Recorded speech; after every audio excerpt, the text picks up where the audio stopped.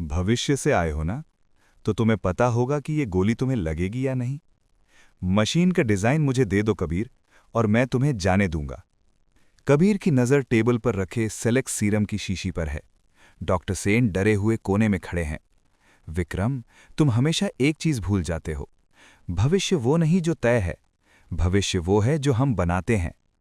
कबीर अचानक अपने सूट की बेल्ट में लगा एक बटन दबाता है। EMP flash. एक अंधी कर देने वाली नीली रोशनी कमरे में फूटती है। युवा विक्रम चीखते हुए अपनी आंखें पकड़ लेता है। कबीर छलांग लगाता है, टेबल से सीरम की शीशी उठाता है और उसे अपनी सुरक्षित जैकेट में डाल लेता है। विक्रम अंधाधुन गोलियां चलाता है। धाएं थाएं। एक गोली कबीर के कंधे को छूकर निकल जाती है। खून बहने लगता है।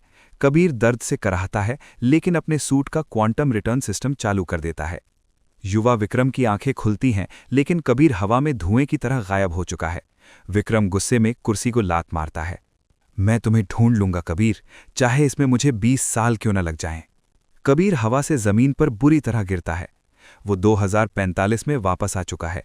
उसका कंधा खून से लथपथ है, लेकिन उसके चेहरे पर एक राहत की मुस्कान है।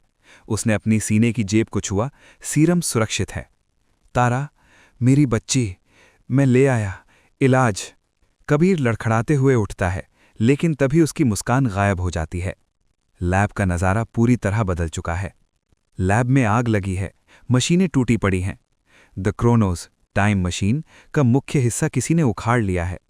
लेकिन सबसे खौफनाक नज़ारा सामने था। कबीर के पैरों तले जमीन खिसक जाती है। सीरम की शीशी उसके हाथ से लगभग छूटने वाली होती है। पागलों की तरह चीखते हुए, तारा, तारा, नहीं, नहीं, ऐसा नहीं हो सकता। मैं सिर्फ 5 मिनट के लिए गया था। कबीर कांच के टुकड़ों पर घुटनों के बल गिर जाता है। वो उस खाली बिस्तर को चूमता है और फूट फूट कर रोने लगता है। क्या वो लेट हो गया? क्या विक्रम के गुंडों, शरावत ने उसे मार दिया? तभी टूटे हुए कंप्यूटर कंसोल से स्पार्क होता है और ईवा, एआई की टूटी फूटी रोबोटिक आवाज आती है। कबीर तुरंत कंप्यूटर के पास भागता है। ईवा, क्या हुआ मेरी बच्ची को? क्या वो जिंदा है? फुटेज दिखाओ मुझे। सर, टाइमलाइन में बदलाव हुआ है। आपके 2026 में विक्रम से मिलने के कारण बटरफ्लाई इफेक्ट ट्रिगर हो गया है। पुरानी यादें बदल रही हैं। हवा में एक टूटा हुआ होलोग्राफिक वीडियो प्ले होता है। वीडियो में शरावत लैब का दरवाज़ा तोड़कर अंदर आता है। वो तारा को मारने के लिए बंदूक उठाता है। तभी उसके कानों में लगे कम्युनिकेटर पर किसी की आवाज़ आती है। विक्रम सिंह, 2045 की आवाज़।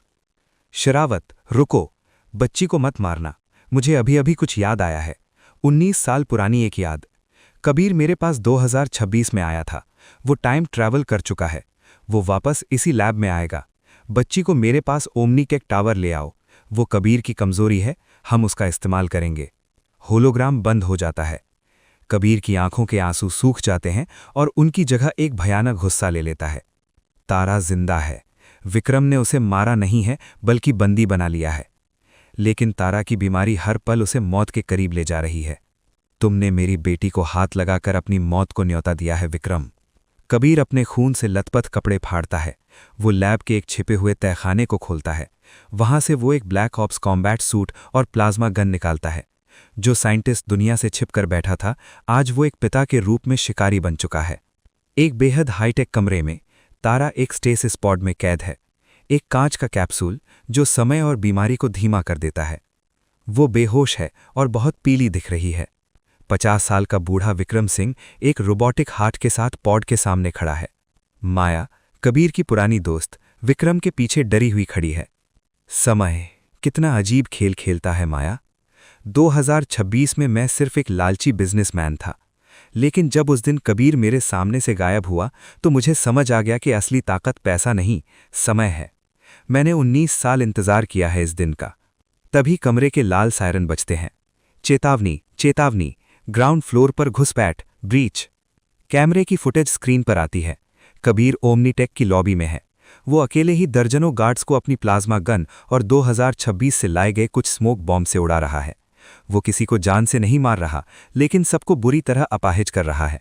वो एक रोके न रुकने वाले तूफान की तरह ऊपर आ रहा है। हैरानी से फुटेज देखते हुए, वो कबीर है। वो तो एक साइंटिस्ट था। ये सब वो कैसे? एक बाप अपनी औलाद के लिए यमराज भी बन सकता है माया। शिरावत को भेजो, कबीर को मेरे पास जिंदा लाना। मुझे उसके दिमाग में छुपी टाइम मशीन की कोडिंग चाहिए। कबीर लिफ्ट से बाहर निकलता है।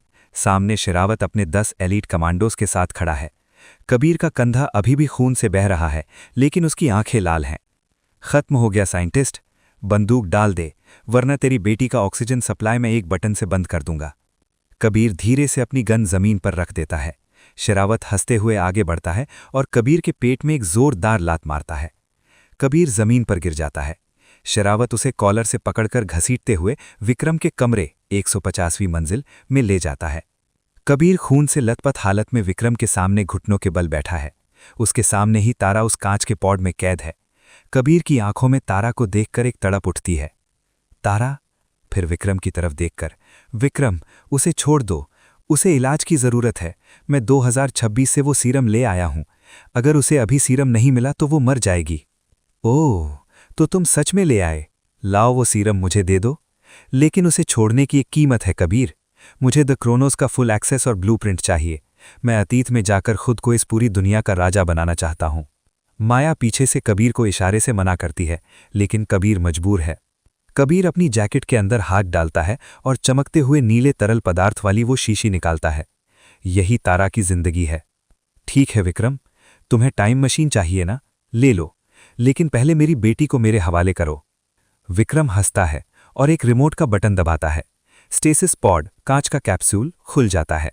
तारा बेजान सी नीचे गिरने लगती है, लेकिन कबीर दौड़कर उसे अपनी आगोश में पकड़ लेता है। तारा के चेहरे को सहलाते हुए, तारा, आंखें खोलो बेटा, पापा आ गए, बारिश खत्म हो गई मेरी जान। तारा बहुत मुश्किल से अपनी आंखें खोलती है। पापा, आप आ गए। कबीर तुरंत सीरम की शीशी को एक इंजेक्शन में लोड करता है और तारा की नस में लगा देता है। नीला तरल तारा के शरीर में जाता है। कुछ ही सेकंड में तारा की तेज सांसें शांत होने लगती हैं। उसके चेहरे का पीलापन कम होने लगता है। सीरम काम कर रहा है। विक्रम अपनी रोबोटिक आर्म से कबीर का कॉलर पकड़ता है। बहुत हो गया इमोशनल ड्रामा, अब वो फॉर्मूला मुझे दे। कबीर तारा को जमीन पर लेटाता है। वो उठता है और विक्रम की आंखों में सीधा देखता है। कबीर के चेहरे पर अब कोई डर नहीं है, बल्कि एक खौफनाक मुस्कान है। तुमने कहा था ना विक्रम कि 2026 में मेरे मिलने से तुम्हारी जिंदगी बदल गई। तुमने टाइमलाइन के बारे में पढ़ा है, लेकिन तुम क्वांटम पैराडॉक्स को नहीं समझते।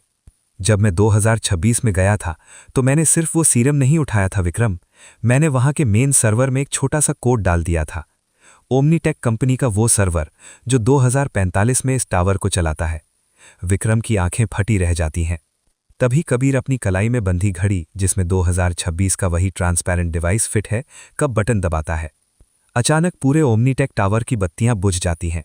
रेड अलर्ट सिस्टम काम करना बंद कर देता है। शेरावत की बंदूकें, जो स्मार्ट गन्स थीं, लॉक हो जाती हैं। विक्रम का साइबरनेटिक रोबोटिक हाथ झटके खाकर फ्रीज हो जाता है। सिस्टम शट डाउन हो गया है सर, हमारे पास कोई सिक्योरिटी नहीं बची। शेरावत अपनी लॉक की गई स्मार्ट गन फेंककर चाकू निकालकर कबीर पर झपटता है, लेकिन कबीर इसके लिए तैयार था।